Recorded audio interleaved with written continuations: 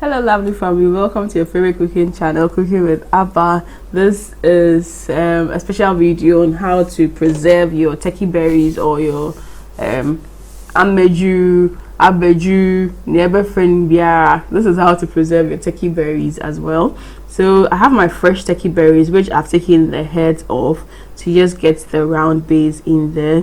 Then I proceed to boil my hot water. You need boiling hot water to be able to blanch it. By blanching, I mean keeping the hot water on, letting it sit for a while, just to help you preserve the color. If you don't do this process, you're going to end up with very black kind of turkey berry in there. So once my water is on fire, I'm going to wash my turkey berries with some salt water just to check, just in case exposure, bacteria and all those things in there.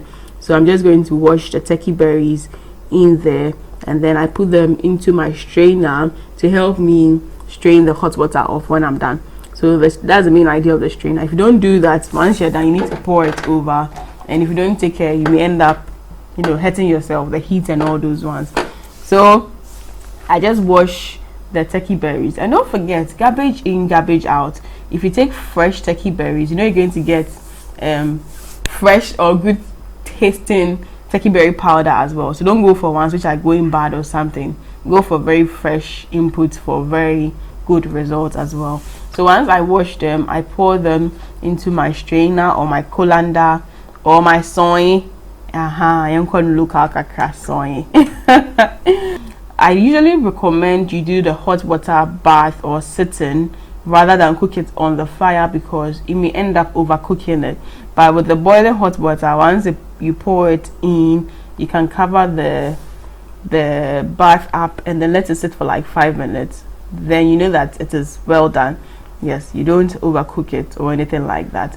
And this process is also important, like I made mention earlier. If you don't do it, you may end up getting very dark or black kind of turkey berry powder, which is not going to look the best in there as well. So yes, to avoid overcooking, just do the hot water bath or sit in there as well. Then I'm going to drain the water off, and then we're going to start the drying process as well.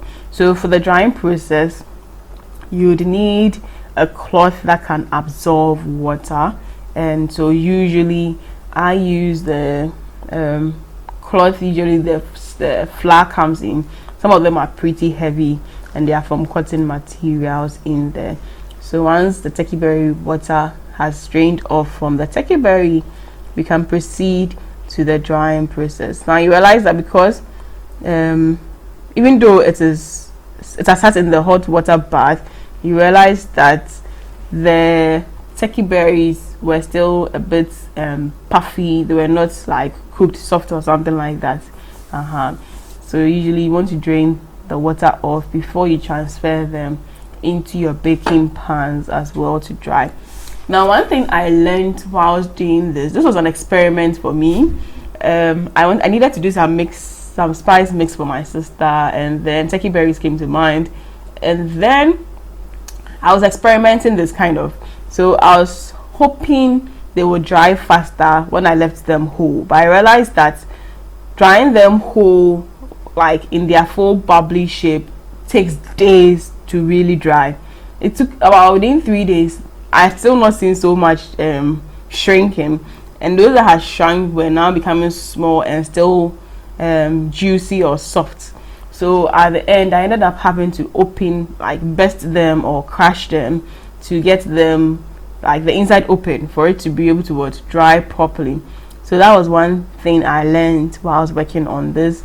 So to help me do that, I used my asanka and then my tapoli. Then I went through to just crush it open so that the insides could dry properly and faster.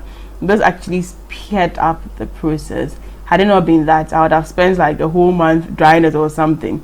And as you dry, if you don't take care to, you may end up getting it fermented or slimy or something, the inside, because of the moisture in there. So you need to be very careful of the heat you are using as well. And these are delicate things, so if you don't do it too well, to trouble. And to speed up as well, sometimes you can also use your oven very low heat, and you can use it to dry that up as well if you don't have sun where you are. So we're going to actually turn this into this the powder in here. And how do I do that? All I do is to pour it into my blender, and then I blend it in there. This is a high-speed blender. If you don't have this and you're using a regular blender at home, most blenders come with a mill, the smaller one, which you can put it in and you can blend it as well. So it's going to work wherever you find yourself. And I think if you have a blender at home, you can easily do this. Don't underestimate it. Try it out and see. And this is not hard. This has a lot of airspace in there as well, so it's easy to go about it. So I just blended it smooth, and then once I was done, I just had to sieve it, because sometimes you may blend, you feel like, oh, it's well done, but there'll be some stubborn ones in some corners somewhere else. So this is your simple turkey berry powder, which is very healthy, very easy to go with. You can use this in your abooms, you can use this in your stews, you can even use it for your tea. In the morning, you can just pour some hot water in and drink it. Sometimes the older folks and things, at a point they tell you your blood has gone down, you need more things to supplement your blood, fortify your meals. You can take this directly in your food. When you're coming to eat, you just scoop some in and use it to eat. Or you can even go directly for your teas and all those ones. So this is very healthy, especially for people with issue with blood, trying to check their blood or increase their blood. These are always recommended, turkey berries. And so having this as an instant powder which you could use is very good, and this is homemade, so you can trust the source and trust the input as well. There's no libby, no lava in there. And this is my turkey berry powder in there.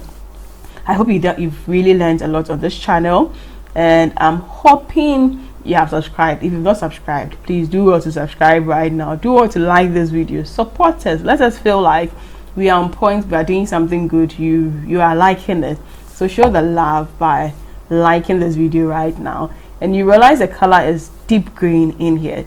Yes, I did this in the night, and so the color, the brightness is not making it show the colors properly, but this was very deep green in there as well, and it still smelled good like the normal turkey berries as well. And I packaged mine in the pouches as well, so I kept them in the pouch. Then you just seal them up once you're done. You can put this in your jars or in your spice containers, and these are healthy. So do well to replicate this at home, do well to give this a try, and then link up if you really need some of these spices as well. Yes, lots of love for my team and I. Till I see you in the next food video. Do live life to the fullest, be joyous, be merry, and mwah.